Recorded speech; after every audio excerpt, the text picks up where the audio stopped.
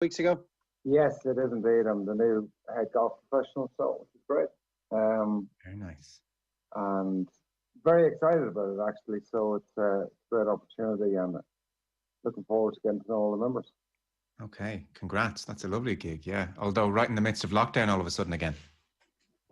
Yeah, it is. I've been here 3 weeks now, and it's been great. And obviously this week the hotel is closed for 2 weeks, which is not ideal. But it's still open for members to play, which there's still some about. But obviously outside the area, outside of Kildare and stuff, there's not as many. But hopefully we'll be good to go in 2 weeks' time and back to some sort of normal. I don't know when the real normal will ever come, but at the moment, we'll keep going. Okay. Well, listen, great to have you with us. Dave, I do 3 things very badly: talk golf and play golf. What's the third thing, Joe? Ah, Dave. Hank Haney says Phil Mickelson is instantly the best pundit in the game. He's like, he doesn't have the potential to be. He's like, I wish I had seen this hour. American fans can tweet us and let us know. By all accounts, Mickelson was phenomenal.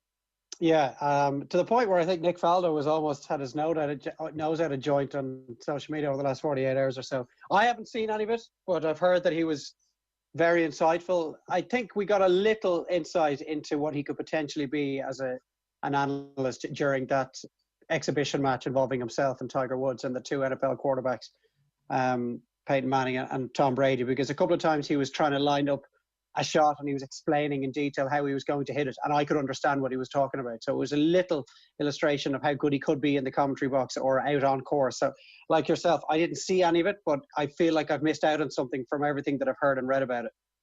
Gary, who for your money is about the best on TV when it comes to live announcing?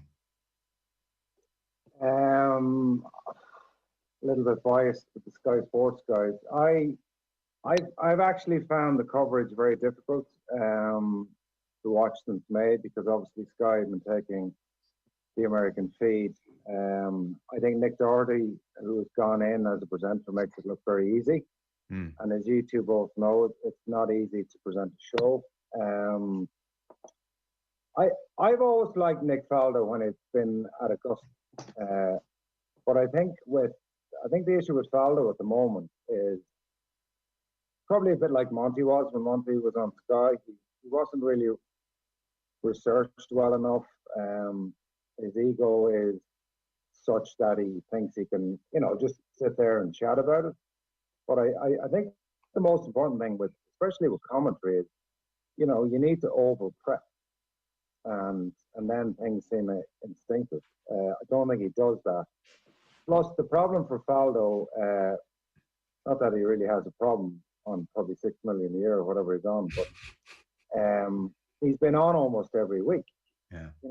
And people just get bored of listening to the same voices too. I think he had an amazing career. I was a huge fan of him as a player, but I certainly think probably needs a few weeks off with someone else to come in a little bit fresher, because he just seems to be saying, and you guys know what it's like. You need to keep saying the same thing differently, but he just doesn't seem to be doing that.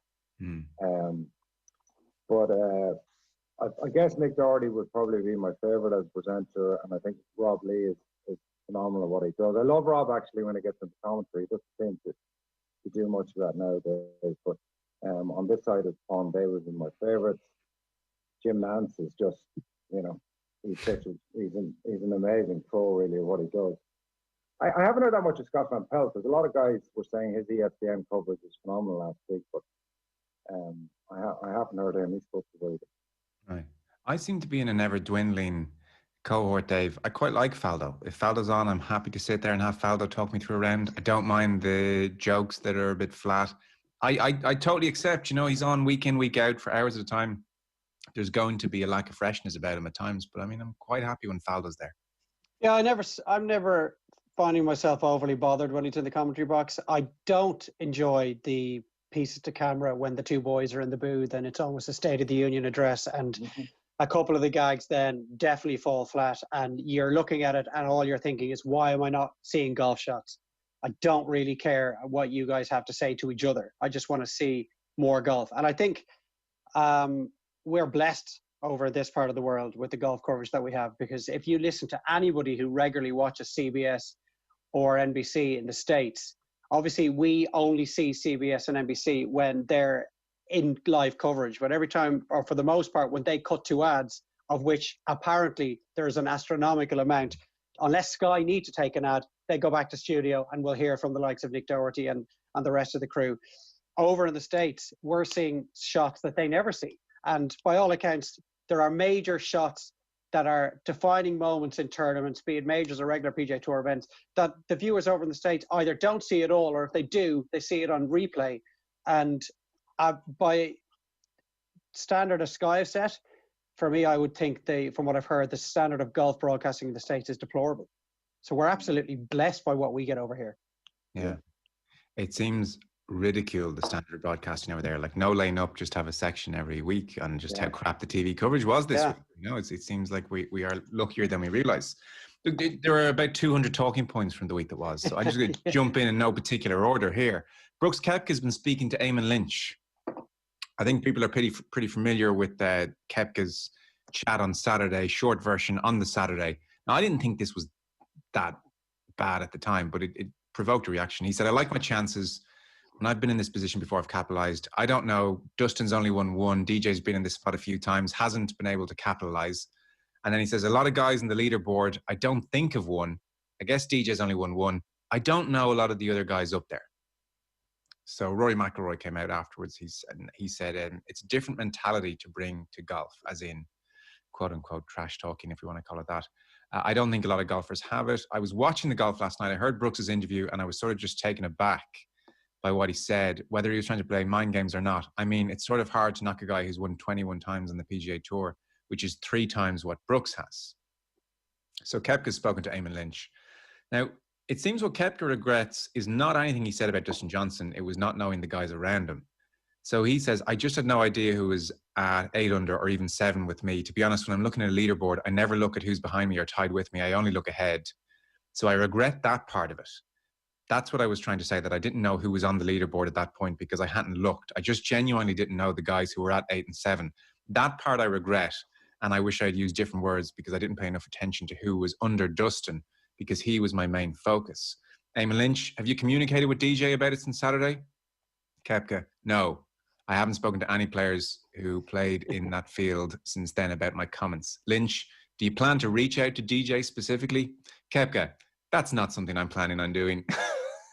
So formal. Lynch goes, are you a bit of a misfit on the PGA Tour? Koepka, I don't know if I would say misfit, but it's definitely not my perfect place. I'd put it that way. And then finally, Lynch says, Rory Mcilroy, one of many people thought your comment was disrespectful to DJ and the other guys in the leaderboard. Your response? Koepka, when I'm talking, it's always truthful. And Rory didn't say anything that was untrue. He was completely truthful. I've no problem with it. I didn't see it as a jab. My comment wasn't either. I wasn't really going after DJ. Golf is obviously a more respectful sport, so you don't go full on trash talking. It just doesn't seem like a right hook, but I can see how people perceive that. Okay, sorry for dragging the backside out of that, but that's to bring you all up to date. Gary, I mean, your reaction to the Koepka comments on the Saturday, were they cross the line a little bit? We're not that used to it in golf. We're not that used to it in golf. I think from Koepka's piece with Eamon Lynch, he's basically saying that's his personality. That's the way he operates. He's not going to change his ways because, you know, golf is supposed to be a little bit more reserved. I think Koepka, he needs to be careful the road that he's trying to travel on this one, because he's trying to call everyone out saying that he is the main guy. Now, I'm being harsh on him, but he's talking like he's Tiger Woods, that he's the guy to beat. If he does his thing, he wins. Like, Koepka's won the Phoenix Open. That's the only PGA Tour event he's won on American soil. He's won a WGC. He's won 4 majors, but he's won, you know, one regular event on US soil. And the thing that's fascinating about that is we saw the coverage last week where CBS were going, you know, Matt Fitzpatrick, 0 wins, blah, blah, blah, blah. So if you're going to counter the way they're putting a graphic up, that's essentially what he's won outside of majors. So he's anything but prolific. Now, he's won 4 majors and he's been incredible doing that. but he's also thrown away a Masters. He hit it in the water on 12. He was in the hunt early doors and Paul Rush didn't capitalise. Gary Woodland destroyed him around Pebble Beach when he was he nearly threw away the PGA last year. And he almost, exactly, Dave, he almost threw away PGA. So he is a phenomenal player. I'm not denying that for a second.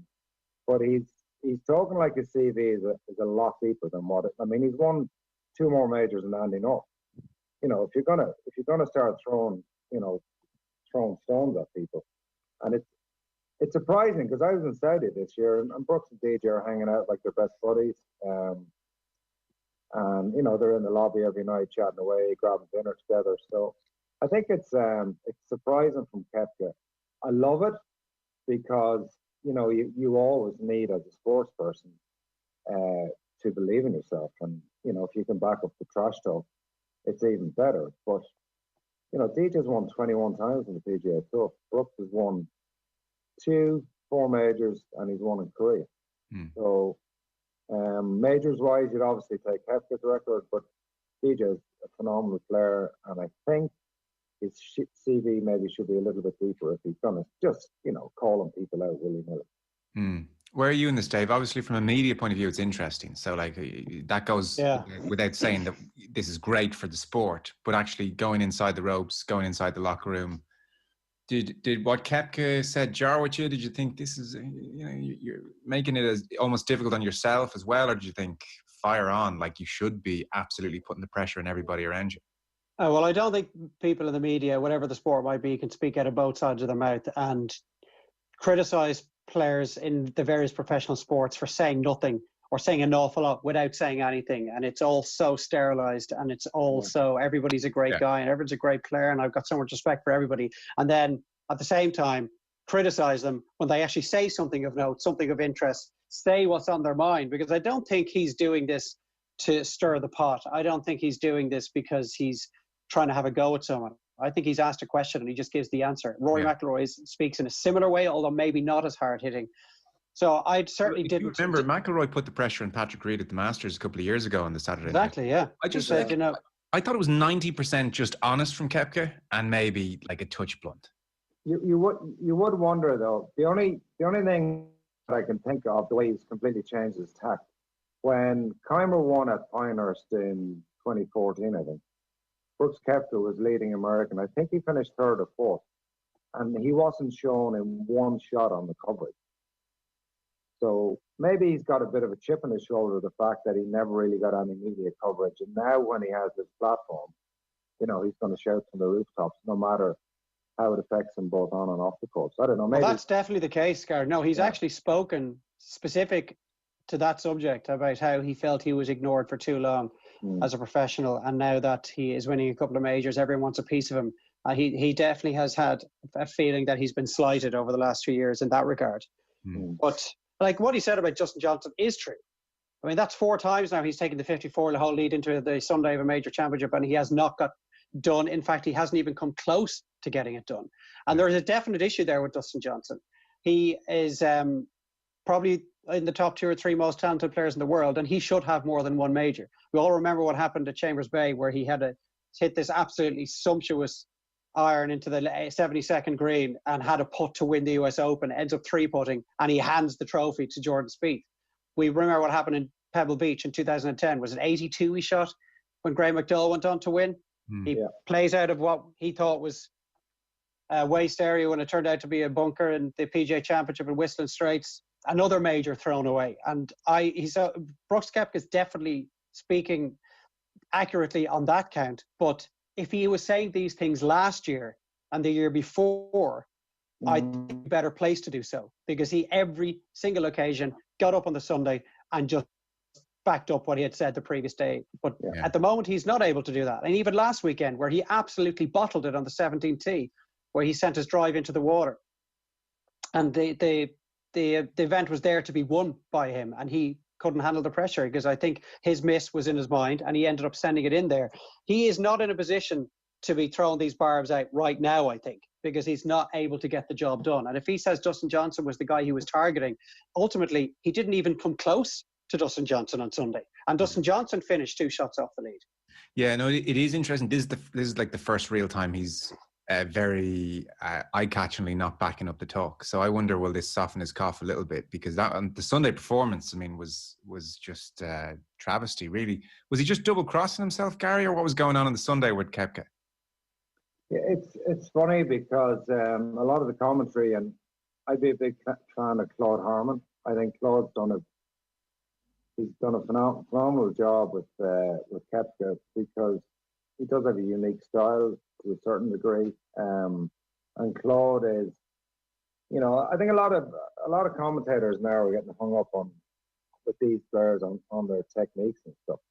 And there's subtle difference to improve and maintain that level of performance because, year on year, it's very hard to improve performance-wise. And I think Claude does a really good job on that. Obviously, the putting switch with Phil Kenyon and Pete Cowan, his coaching style would be completely different to Claude Harmon. So it's an interesting dynamic where you would have someone teaching a certain style on short game, and then someone else teaching you how to hit the ball. So, and looking in from afar, his sudden improvement after the rocky first 6 months of the year was definitely billed as Pete Cowan's flown into the rescue. Pete's flown in and had a look at him, and in 2 seconds flat, he's gone that and that. And, Cowan was getting all the credit for the sudden turnaround. Yeah, I don't buy that. I mean, you can, it depends on certain players, but you could be working on something for months and then it just clicks, and I think it's too easy to say that Pete flew in there and, with the magic potion and poured it over Brooks and off he went, because all he's doing is working on short game. So I think sometimes, and it does, sometimes these guys can be working for a long, long time and eventually it clicks. And then certain players can, just get a little tip here and there and off you go. But if you do get a tip here and there and off you go, it generally, as we saw with Koepka, it only lasts for a week. Okay. And I think the overall package, I think Claude Harmon has a lot more responsibility with the overall package than he gets credit for. Yeah, because I've seen Claude kind of dismissed as a vibes man lately. Yeah, which is harsh. And I've got first-hand experience. I work with Claude. It's one of my many regrets on tour, as you do have. But I worked with Claude for about 2 months in the Middle East 1 year. And I had an opportunity to stay out there the way the schedule went. And he was really good. He was very simple, very understandable. But as I think with tour players, he was a good guy to have on your shoulder as well. I think that goes, especially nowadays with this lockdown. I mean, I was doing a podcast with Sky yesterday and James Haddock was explaining what the tournaments in the UK are like, and just awful. Yeah. Like being nearly in ICU, with a set of golf clubs. So, yeah. So that time off the course I think has affected some players more than most. Not having the families around, I think it's affected Rory too. Yeah. But yeah, I think for Pete to fly in and fix everything overnight, golf doesn't work like that. Okay, so let's talk in a bit more depth then about Harding Park. Golf Weekly is brought to you in association with Now TV. You can watch Sky Sports on the Now TV Sky Sports Pass. You can watch BT Sport and Premier Sports on the Sports Extra Pass. You could have been watching the US PGA on your Now TV player at the weekend. Brief before we get into Major-kawa, but just to finish off in Dustin Johnson. Dave, I'm with you and then some. I have written this guy off a long time ago. I've sold all stock in Dustin Johnson. He cracks under pressure. Even last year at the US PGA, as soon as he got in contention, he went over the back of that green, and I just thought. And on Sunday, he got off to a good start, and I thought, okay, Dustin, I'm listening. Let's see. And then the crucial point in that round is, the way this, Koepka's out, Koepka's gone. That's interesting. Everybody's suddenly looking around going, okay, this could be on here. And it's crucial when DJ got to the 10th, par 5, one of 2 par 5s on the course, that he did the right thing and birdied it. And his second shot in, he's got green left side, he's got bunker left side. Somewhere there, between the two of them, they have to say, let's just find the middle of the green and let's take our birdie. This isn't, we've got 9 more holes, but we have to have birdie here. And he short sides, goes straight into that bunker, short side himself, doesn't get up and down, and he makes a 5 on a par 5, and he's Dustin Johnson. And at that moment, sitting on my couch, I said, farewell, Dustin. This ain't going to happen. Yeah. in fairness to him, he doesn't go flag hunting very often, Dustin Johnson. He's not, I wouldn't class him in the same vein as a Mickelson, for example, he's nowhere near as swashbuckling as Phil Mickelson. And he's probably a bit more conservative in his game than many people might think. But yeah, you're right. On that occasion, it looked like he was trying to put the foot down and he just made a really poor call. I haven't heard many conversations between himself and his caddy, but I don't want to be too unfair on Dustin Johnson, but and Gary knows, and anyone who watches golf will know that there's a general perception out there that he doesn't really have an awful lot to think about in general terms, and that he kind of just goes out and swings the club. And, it's some days he hits it good and some days he don't hit it so good. And that's just the way it is. We saw it in that exhibition game. He said very little. There was no real insight into the Dustin Johnson mind and the way he thought about the world. And I think it just happens with DJ some days and some days it doesn't. But on these days where there's a major at stake, it's either the pressure's getting to him or he's not taking it seriously enough. So I'm not sure which one of those it is. I don't think, and Rory Mcilroy sort of said this when he said if Brooks is thinking anything he says is going to be of any concern to Dustin Johnson, he's barking up the wrong tree. I think there's an insight there as well. I doubt Dustin Johnson lay awake Sunday night in whatever hotel he was in San Francisco, really stung by the fact that he'd let another major slip by. I don't know what your thoughts are on that, Gary, but he doesn't strike me as someone who gets hurt and upset by his defeats. I think the fact that he works very hard on his game would suggest that he would get incredibly upset by his defeat. I think he's your old gunslinger. He mooches around. I'd never, and I refer to it again, but I'd never really spent any time with him. Not that I spent very much, but I was in his company in Saudi Arabia. And I mean, the man's horizontal. He really is. Even, they go on about his work in the gym. I was in the gym one morning and he was in there. And, there wasn't really any confusion whether he was breaking sweat or not. So I think that's... You were just in there looking for an extra towel, were you? Were you lost, Gary? I took a wrong turn, actually. So Andrew Coulter was in there working on his biceps. So bloody hell, I'd say he was. I wanted to see it. That's all he does. It's hilarious. How big are my arms, Coulter? But that's just the way he rocks. But I do think he hurts. There's no denying that that he wants a bit more. Is his brother on the bag a good fit? No, I'm not sure. No, I think he needs, and he's probably more laid back than DJ is. So here's what his brother needs to say to him. We're at the turn. It's very important we make a birdie here. We can do that very easily. There's not easy birdie opportunities out here. This puts us back joint lead. It's a statement to everybody, and we've got 16 to come. You play a fade. This is perfect. I mean, really, the Major-kawa game plan was there for him, and I never see them having these conversations or thinking this out. I just never get that sense. And look, at Oakmont, I thought the guy was going to win 5 majors then. Yeah. Well, we thought that was the break in the dam, and the heavens would open in terms of majors at that stage. And I'm so surprised that Oakmont has not triggered that. And he got to number 1 in the world. There was that lead in from the PGA Championship that year to the Masters, which is usually August to April before the calendar changed. And he was being talked about as the Masters champion by anybody that was willing to go out on a limb and make a pick. And then, of course, he falls down the stairs. And since then, it hasn't happened for him. He's won 2 PGA Tour events since, and he has not kicked on, and he hasn't come close to being world number 1 again. And I think that horizontal nature that Gary describes is one of his problems, because he probably doesn't put enough time into his course management, into strategizing his way on the Monday and the Tuesday of a tour event or a major as well. How we play this hole under these circumstances, and does he sit around with his caddy, with his coach, plotting his way around the golf course before he's actually setting foot on it? He's a bit, I don't know if you're into horse racing, but do you remember a horse called Archibald? Yeah, he was he the Waterford, one of the Waterford trainers' horses. This famous horse that never won the kind of the top end races, because I can't remember who the jockey was, but basically the jockey couldn't hit the horse. He couldn't use the whip. He just had to steer him home. And if he got home, he got home. But if he put any effort into him, the horse would just stop running pretty much.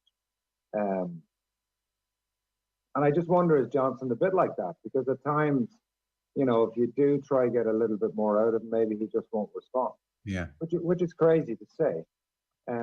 But we have to understand as well, you're dealing with human beings, and he's just wired a different way.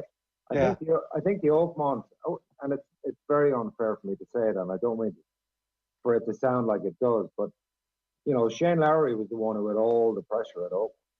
DJ kind of, I wouldn't say he snuck in under the fence, but it's a different pressure charging at a golf tournament than trying to hang on and go out there when you're number one on the grid.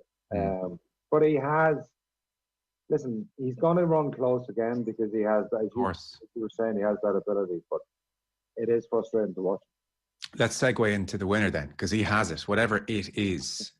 23 years of age, 29 starts professionally. So he's in college by May 2019. So he's had 29 starts, 2 PGA Tour wins, and now a major as well. He had a 65 in round 3, 64 on the Sunday. So 129 is the lowest weekend score in a major ever.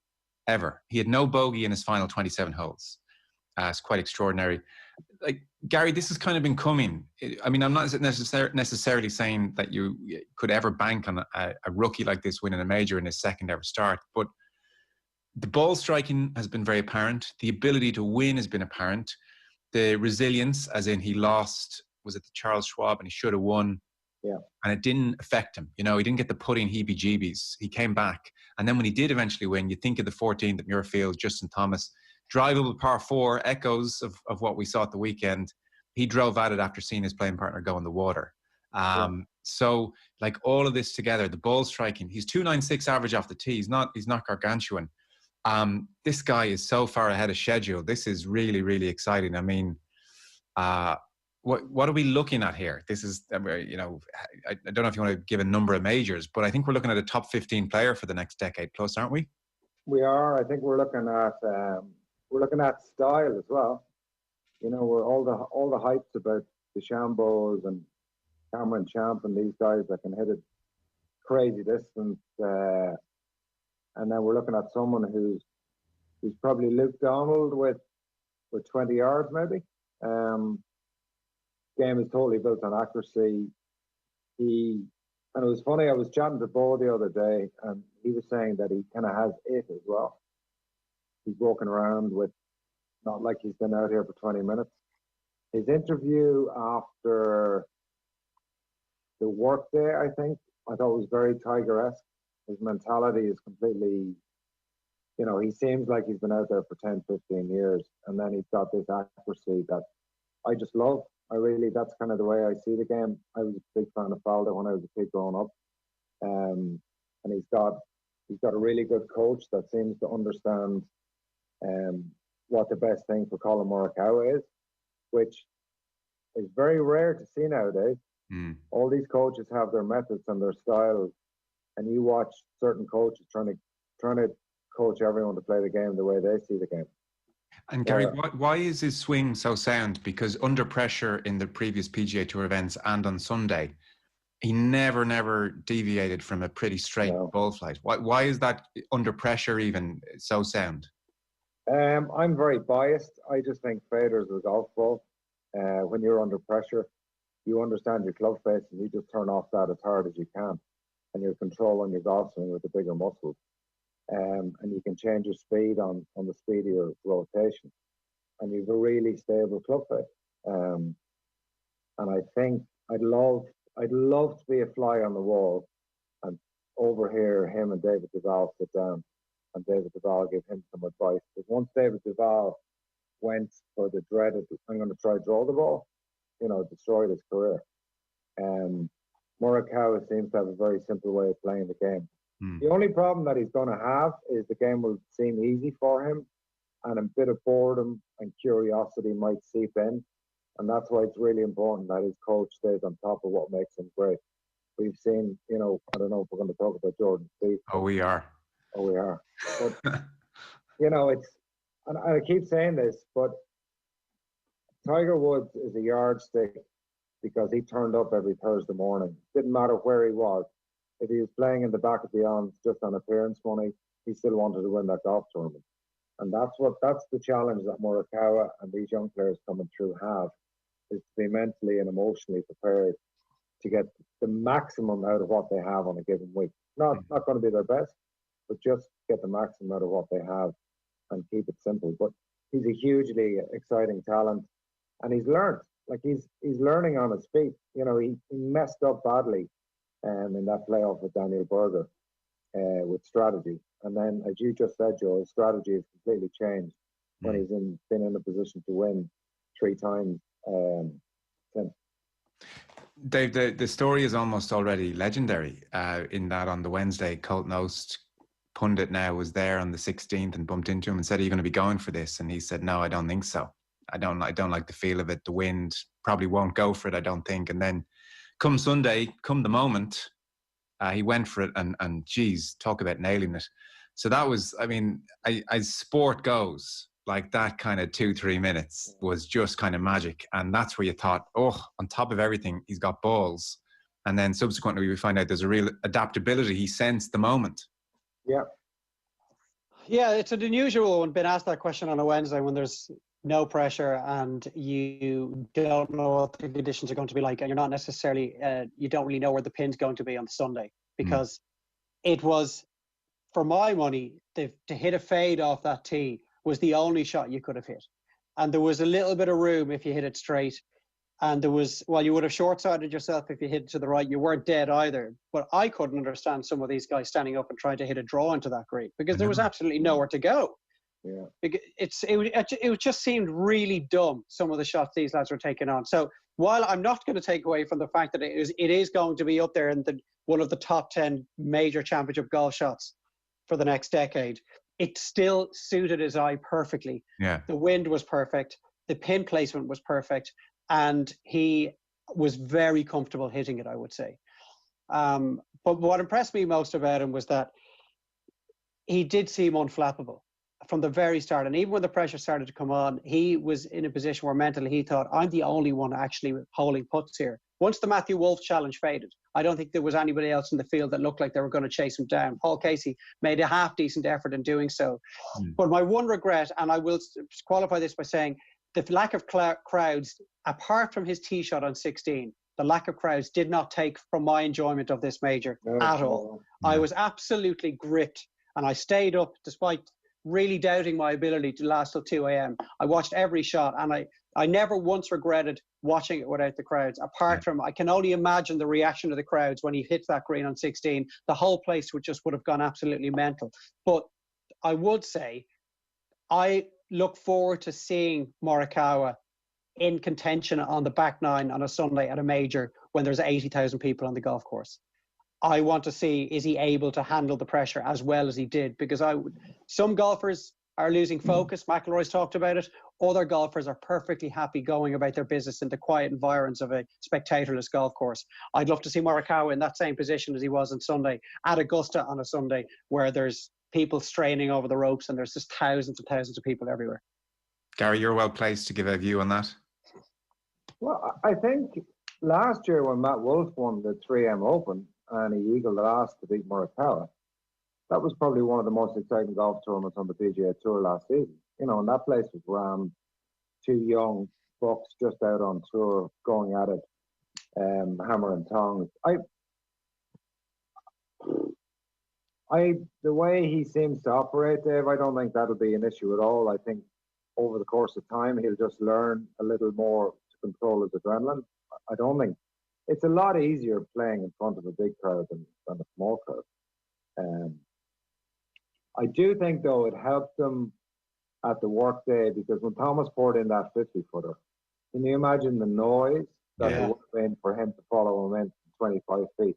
I think he got a break there. But the number one thing is this kid thinks he's a superstar.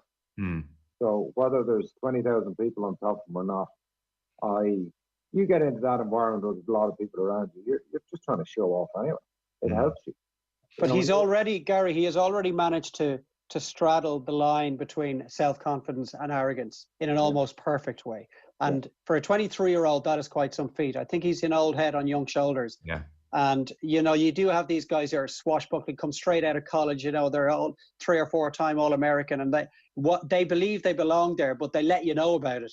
where he clearly believes he belongs there. But the way he words things, the way he verbalizes things in his post-fight interviews, gives you an impression of a guy who's entirely comfortable in his own skin and isn't afraid to tell people how good he believes himself to be, but he doesn't do it in a way that rubs you up the wrong way. Yeah, I saw an interview we did a couple of weeks back, and the interviewer was so excited that, you know, he'd won his second tournament, and he was trying to say, like, you know, you've done it, Colin. Like, this is great. You know, feed up for the season. And Colin twice was like, yeah, no, I think I'm going to try and win more this season, and, you know, we have a plan. And the guy was like, no, it's amazing, you've done it. He's like, no, we're serious here.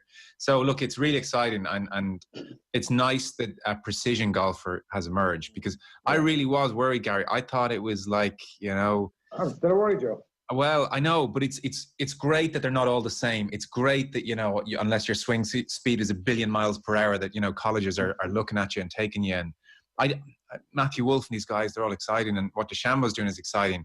Yeah. But I would be really sad if this decade heralded the end of a Colin Morikawa type. You know, that would be bad for golf. DeChambeau, briefly, because I want to get to Tiger and Rory. Can I just interrupt for 1 second, Joe? Yeah, firstly, it's really settling to see someone who wasn't a bomb and gouger and what we thought was a bomber's paradise go and win in the way he did. But one answer: what is the over and under on majors for this guy? Like, let's speculate. Let's get way ahead of ourselves. What are you setting it at? 5. Oh, under. Well, he's only 23. He only has to win 4 more. So hard. Only. Listen, like, the reality is he led driving accuracy. He led greens regulation. He was +8 putting, and he still only won by 2. So if McIlroy played in a major and was +8 putting, he'd win by 10. So is he the superstar that we think we might be? He's on Tiger numbers at the moment.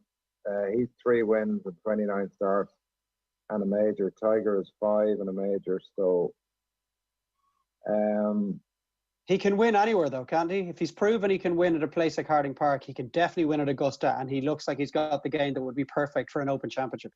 Well, the fallacy around Augusta is that great putters went around there, great iron players went around there, and he's possibly the most accurate iron player on the PGA Tour.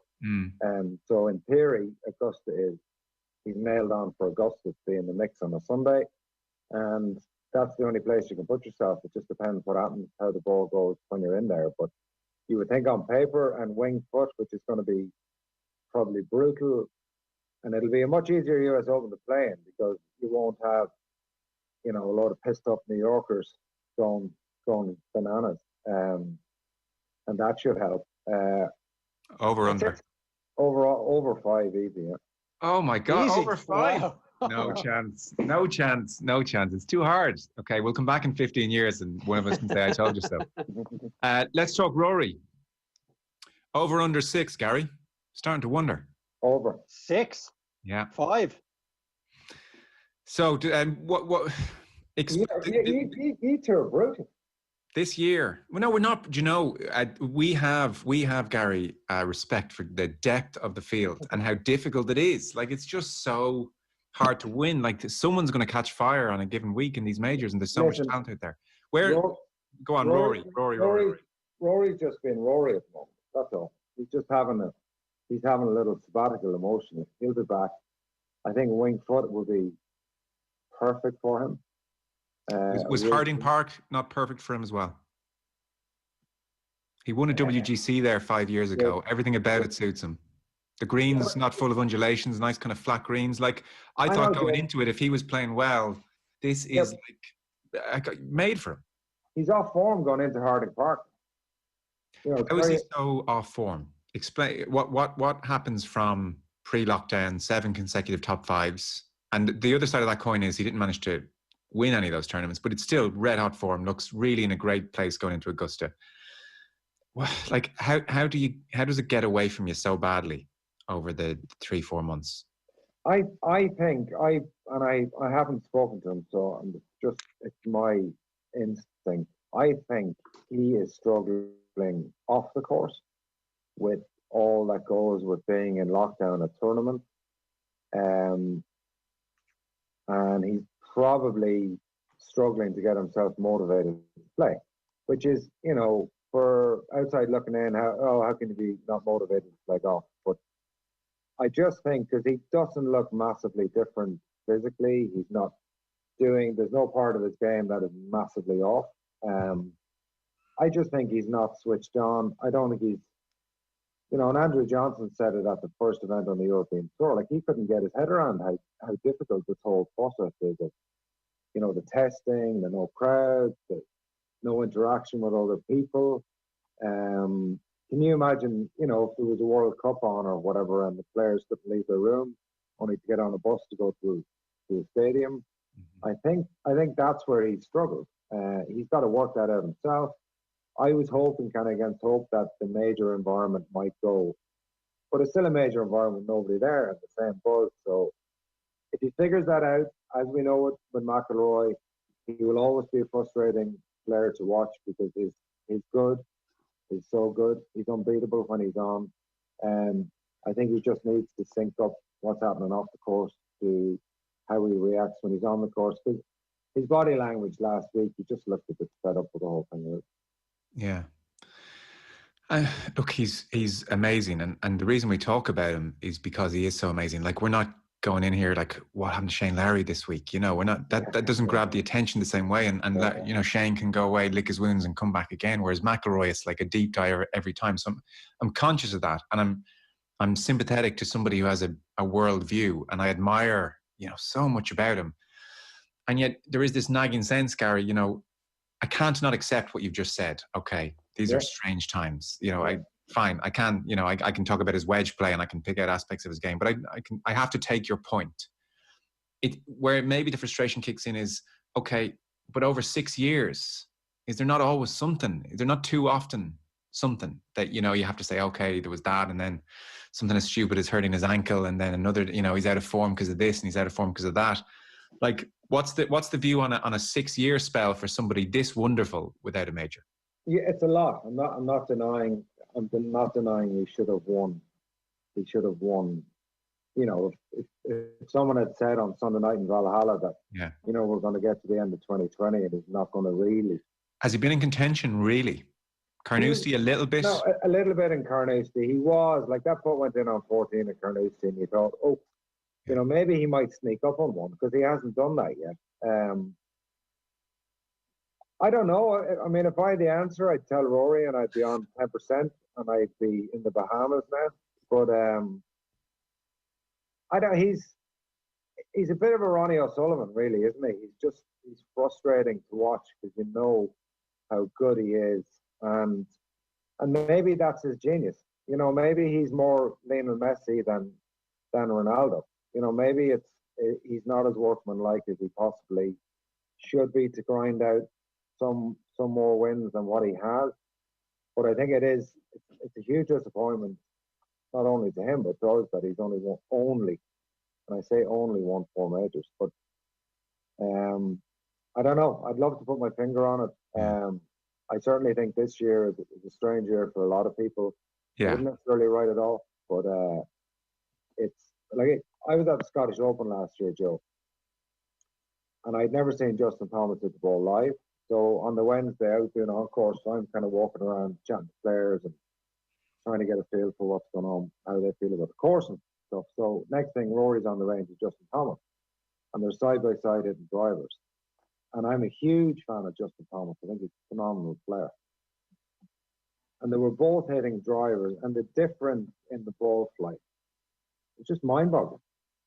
It really was noticeable how much, even Justin Thomas, just on a Wednesday when there's no pressure on the range, how good McIlroy actually is. So let me jump in here. Round 2 starts on the 10th, wedge into the green, stitches it birdie. 11th, best drive of his group, 140 yards, basically misses the green. He was so far short and right.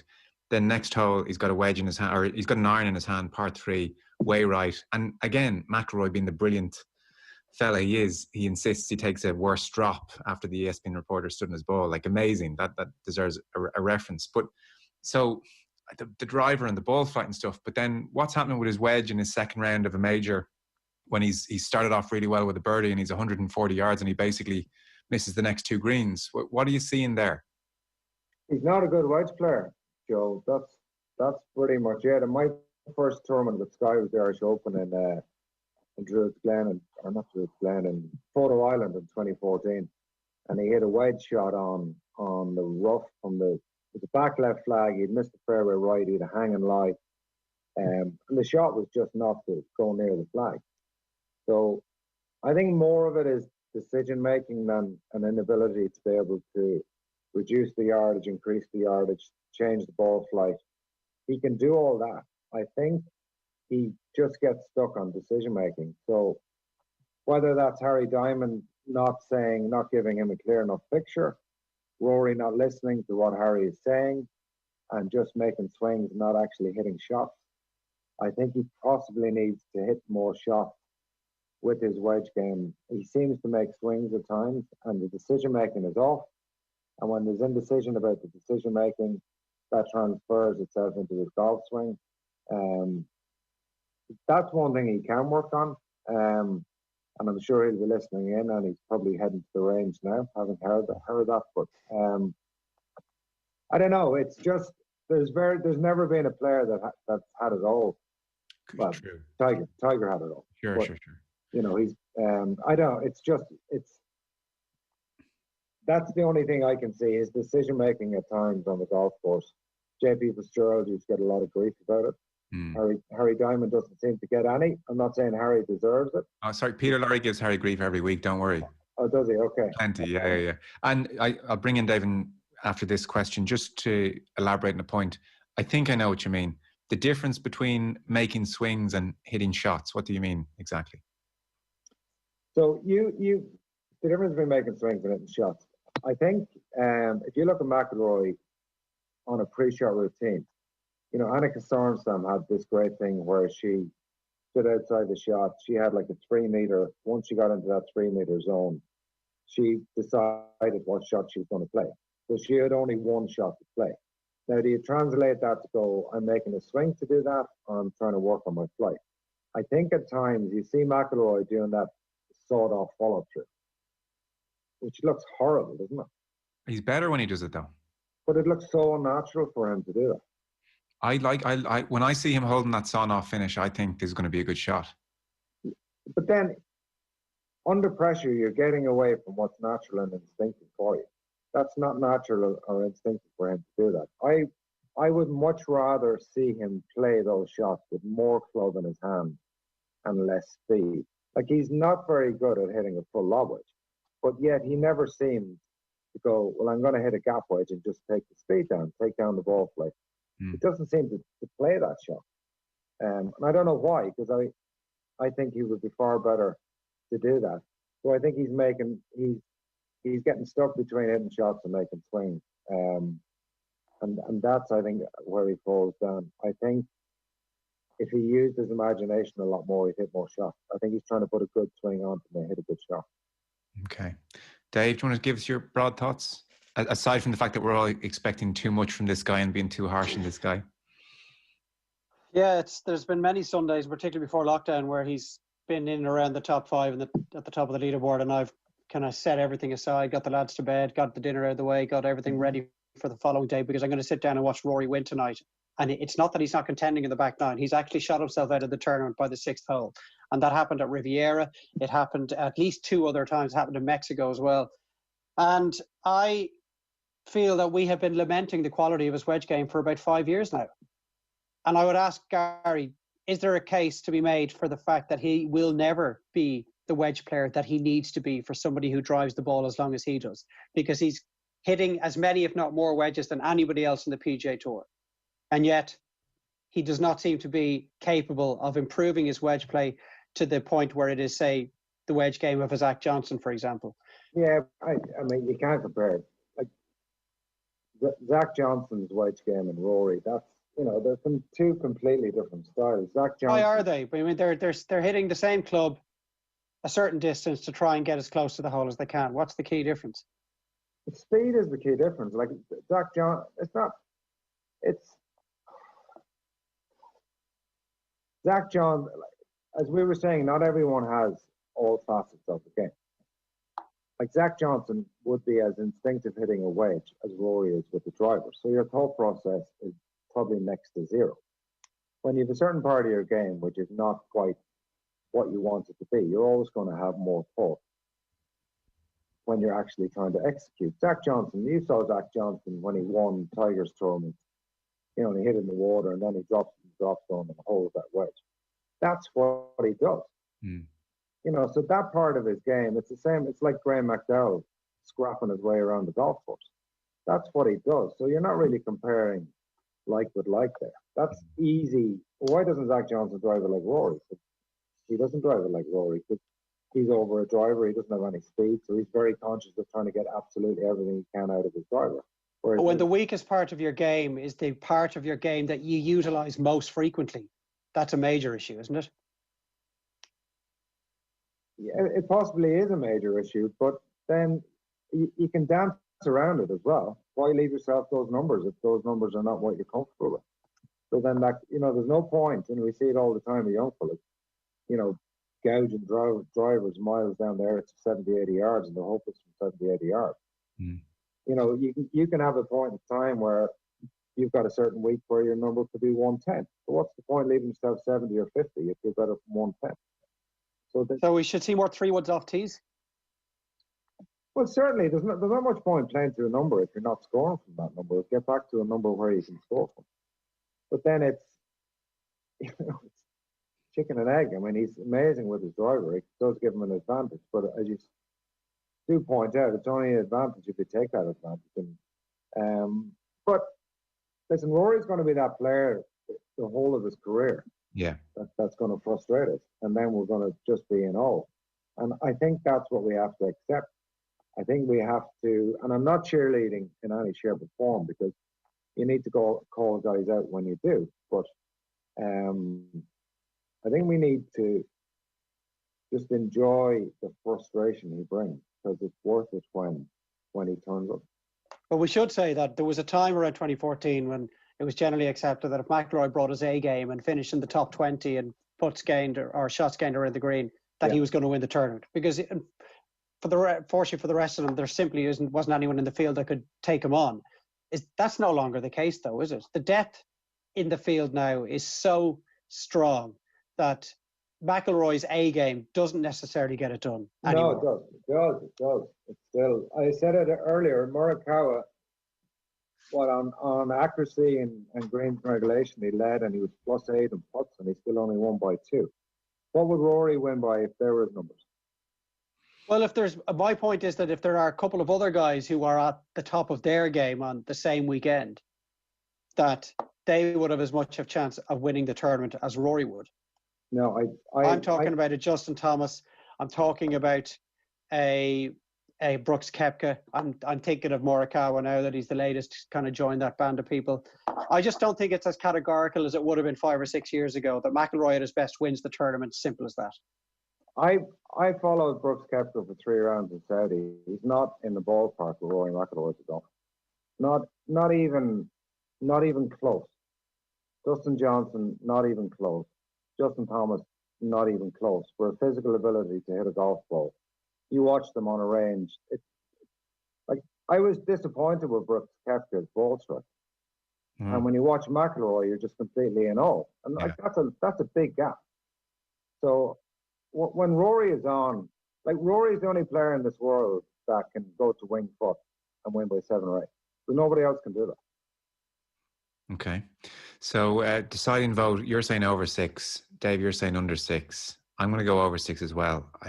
He'll do a Grand Slam. He'll get to 8 or 9 and he'll just click. I mean, but there'll be lots of frustration along the way. And that's just... Yeah, well, I hope I'm wrong, obviously, because I absolutely love watching him win. Some of my best memories of watching golf in the last 10 years have been McIlroy win tournaments. So, yeah, I hope I'm wrong, and I hope I'm wrong by a distance. Yeah. Tiger, briefly then, before we finish up maybe on Jordan Spieth, he's kind of trying to do the impossible. He's under-prepped. He's third tournament of the year. Thought, the way he plotted his way around on Thursday, Gary, we might see this guy hang around and he'll be on the leaderboard. He'll be 3 shots back on Sunday. They'll all capitulate. We might have a moment. Yeah, the sharpness isn't there.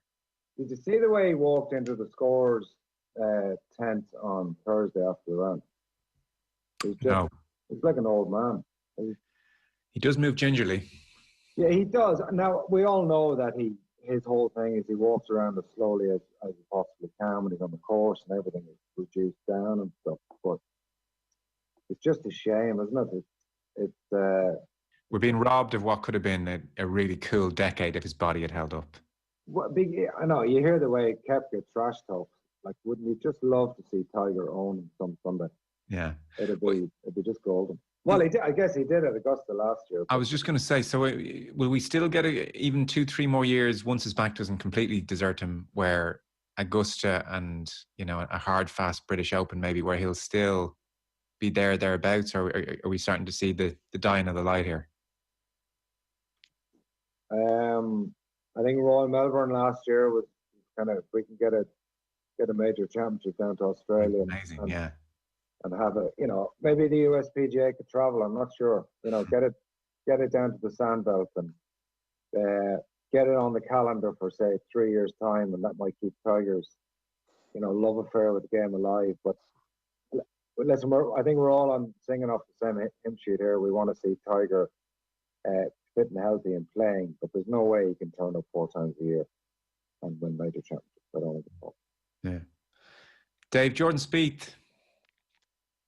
Yeah, it's car crash stuff, really, isn't it? Like, look, he did well to hang around for the weekend, and I believe Saturday night in particular, he spent hours on the range. Like, it's not like the desire is no longer there, and he certainly has an appetite to try and fix the issues in his game, but it's kind of hard to watch at the moment, watching Jordan Spieth, and he's so vocal, and he is one of those golfers that wears his heart on his sleeve more than any other, that he doesn't in any way try to disguise what he's feeling out there. So you're kind of let in and you're seeing it all for what it is.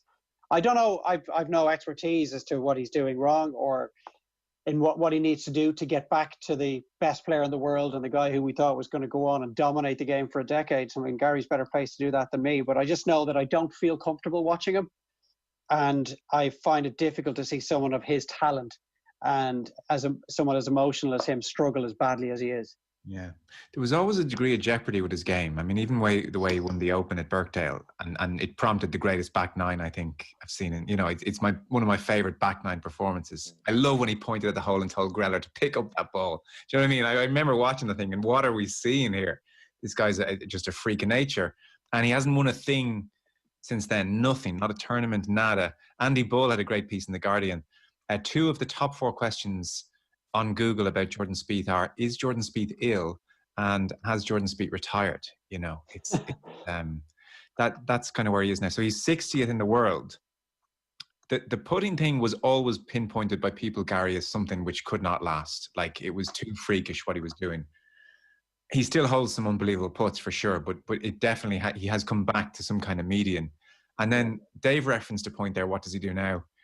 Like, can Jordan Spieth just go off and somehow and develop a conventional swing that competes in the PGA Tour overnight? I can't even imagine him swinging the club like Louis Westhuizen in a year's time. That's just not possible. I think if he went off and changed coach and tried to get a conventional golf swing, he'd still have to play in the Euro Pro Tour, never mind play on the PGA Tour. If you look at Jordan Spieth, he seems to swing the club pretty much the same as what he did in 2015.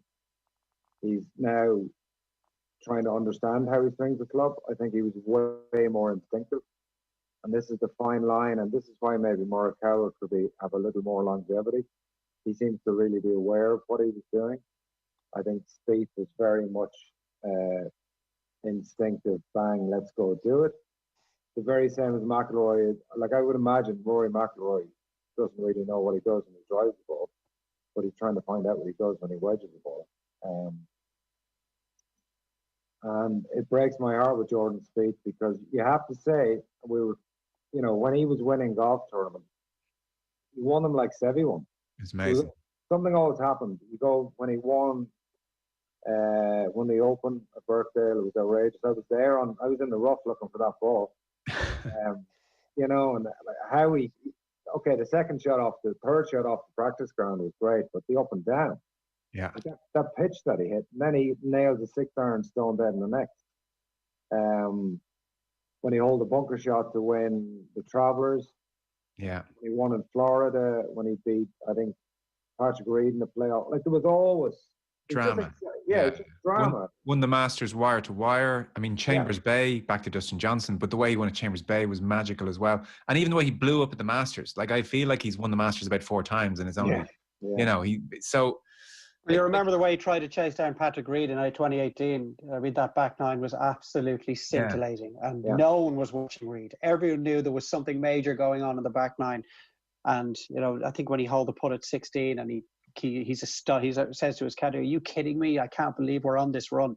That seems so long ago. It's only 2.5 years ago. And I know. And I feel like watching him and Greta now, it's like my favorite couple are breaking up, like they're fighting. I'm listening to it at dinner when we're on a date night, and it's, you know, guys, remember the good times. So for me to get quickly technical now on my depth here, Gary, his chicken wing swing was celebrated as one of the reasons the club face didn't rotate that much. And this is why he's so straight off the tee, if not necessarily a bomber. Why is he now two-way miss, doesn't know what the hell's happening? Because he's still doing his little chicken wing thingy. Because he's lost his confidence, Joe. It's as simple as that. And he's looking up and he's seeing a snap left. And he's been brought up trying to hold the face and almost take one side of the golf course out of the equation. And I always say, like, a block and a snap hook are first cousins. You know, and eventually, you know, one starts and leads to the other. I think he probably understands his golf swing a lot more than he did 5 years ago. Is that a good thing? I don't think it is. And it was the fact that I've got to world number one. I have this status that I have to get an understanding of what's going on. And I really think he's lost that shot shape. He's lost that instinct. Like, where do you go with Jordan Spieth? It's a bit like Lydia Ko. You know, do you break it down and start all over again and give him a strong left hand and get a bit more face rotation? I don't think he sees that. You watch the way he puts, like he blocks his putts. He's an amazing putter. He's got to change his putting style. He's got to change everything. Or does he just go, listen, you know, I'm not going to have a coach and I'm just going to go out and play on fields again and see where it takes me. But I think he's gone, and someone put a tweet up this morning, he was hitting drives on the range and he was taking 20 seconds to hit his driver, which is just awful. Oh, no. And I really feel for him. I'm a big fan of his because I just love that he's quirky and he does it differently and it's not perfect. And, you know, golf is not a game of perfect, as the book said. And I think he tried to make it a game of perfect. The chicken wing is grand. You know, if you're struggling with the snappers, just keep turning and hold that off. But I think he wanted more. I think he got a bit of Luke Donald. You know, I need to get some that credit. I need to get some distance. If you don't have it, it's, you know, if it's not in your DNA, I think it's very hard to turn yourself from the kind of slappy player to, which he was. You know, he was never a true flusher. But by golly, he was exciting when he was winning tournaments. Can't come back soon enough. Okay, we are pretty much done. Obviously, Masters is going to have no patrons. If you're listening, Red Riley, November 12th to 15th, that's going to be interesting. And there is some talk of an Irish Open at Galgorm Castle in Antrim, the appeal being that there won't be a requirement for quarantining for players coming from New York and winged foot. So that's in the offing at the moment. But we are pretty much out of time. I know, Gary, you're busy at the K Club. You got stuff to get back to. Dave, do you want to sum up where we are then? First major done, new little superstar, and we've got 2 more to go. Yeah, it's great to be at the back end of August and still have 2 majors to play. And I'm even thinking ahead. I hate the wait between the PGA Championship. Well, obviously, as it used to be, with that being the 4th major of the year, and the Masters. Well, that wait won't seem anything close to as interminable now as it has been in previous years, because we're going to go from November and know that we only have 4.5, 5 months to wait till the next major. So that pleases me. I'm getting used to very quickly to not seeing spectators at tournaments. I thought it would be a different feeling for the first major. And yes, it was a little odd, but it definitely didn't take away from my enjoyment. And I think Harding Park was set up brilliantly. We need more drivable par 4s. There should be one on every golf course. I'd love to see one at Augusta. It would it just really makes, particularly the Sunday afternoon, it's magical knowing that, yeah, you can make your eagles on par fives, but you could also make 1, 2 or 3 holes from home that will blow the tournament wide open. Yes. I do remember you texting me the day after the Masters one year, and without a hint of irony, you said, the worst part of today is it's 361 days until the Masters again. Don't have that this year. Dave, do you not think the way 13 and 15 play at Augusta, they're almost like driving for par fours? The Eagles are so, that's why they're so exciting, because the Eagles are so playable. Not really. In one sense, no, because any player, bar the really short hitters that hit the fairway on 13 and 15, they're always going for it. So it's not, you'll only lay up if you're in an awkward spot, unless you're Phil Mickelson, of course, and you'll try it from anywhere. But for me, the drivable par 4, there should be a question in the mind of the player standing on the tee box. Well, do I hit an iron or do I go for it? Where in 13 and 15, you hit the fairway, you're always going for it. There isn't really a decision to be made. And Major-kawa during the week, as Joe said earlier, wasn't sure whether he was going to go for it. So that's the slight difference for a drivable par 4 for me, that it isn't always a given that you are going to go for it. It depends on the conditions. It'll depend on the pin placement. But I think every hole should have one. It's great to watch. Or every tournament should have one. Yeah, and you look at 10 at Riviera. Yeah, carnage. Yeah. Fellas, thanks so much again. Golf Weekly with thanks to Now TV. The new dream team has arrived. McIntyre, Molloy, Murphy, we're up and running. Dave, thank you. Gary, much appreciated. Thanks for dropping in last minute for us. Much appreciated. OTB Sports Golf Weekly with Now TV.